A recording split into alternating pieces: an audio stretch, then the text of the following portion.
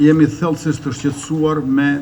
demonstrimin e pajustifikueshëm ushtarak të Serbisë me helikopter dhe parashutist në zonat banuara me shqiptarë në komunën e Bujanovcit fare pranë kufirit me Republikën e Kosovës. Një shfaqje e tillë e forcës ushtarake mbi shtëpi, shkolla, qendrat mjekësisë përbën jo vetëm trysni, nxitje tensioni dhe përpjekje për t'i friksuar banorët atje, e cila ka vite që po përballet me spastrim etnik administrativ nga regjimi autokrat i Serbisë, por tregon edhe një provokim të hapur ndaj shtetit tonë të pavarur Republikës Kosovës. Këto provokime në afërsitë brezit kufitar në Karaçev, nga njësia e brigadës 63 të parashutistëve të Serbisë,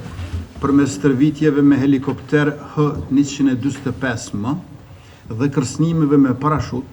disa metra larg kufirit me Republikën e Kosovës, përbën një shfaqje të rrezikshme të agresionit. Kjo shfaqje bëhet edhe më alarmuese kur kujtojmë se e njëjta njësi ka trajnuar dhe mbështetur grupin e kriminalit Milan Radojčić, të cilët realizuan sulmin agresor e terrorist në fshatin Banjës të Zveçanit kur vranë rreshterin policor afrim Bunjakun, heroin e Kosovës. Këto lëvizje ushtarake, të kombinuara me retorikën nxitëse të presidentit të Serbisë Vučić, se kinse Serbia po përgatitet për një sulm të mundshëm nga një aleancë krahasisht Shqipëri-Kosovë, si dhe blerja e armatimit kinez dhe rus, konfirmojnë se Serbia po përdor ushtrinë si mjet shantazhi për të mbajtur rajonin e Ballkanit në tension të vazhdueshëm. Në një kohë kur siguria globale është tejet e brisht për shkak të agresionit të vazhdueshëm rus në Ukrainë,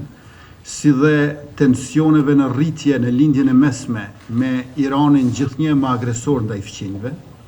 Beogradi po shfrytëzon këtë moment për të sfiduar gatishmërinë e institucioneve vendore dhe ndërkombëtare të sigurisë dhe në përgjithësi stabilitetin e Ballkanit perëndimor,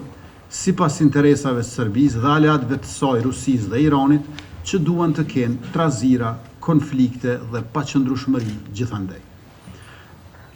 Në anën tjetër,